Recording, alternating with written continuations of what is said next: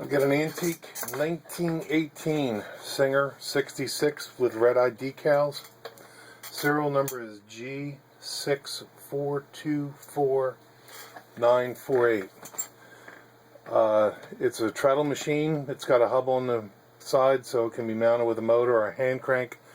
This hand crank is mine. I'm only using it to show you how well the machine runs. And we have 6 layers of denim.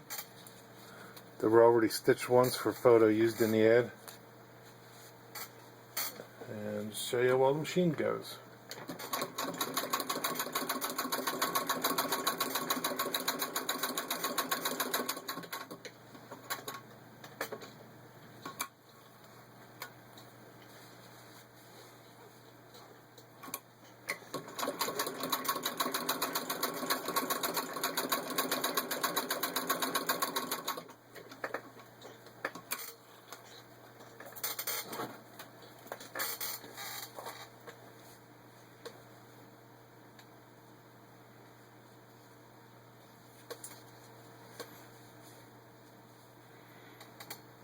And there it's got an equal stitch on both sides.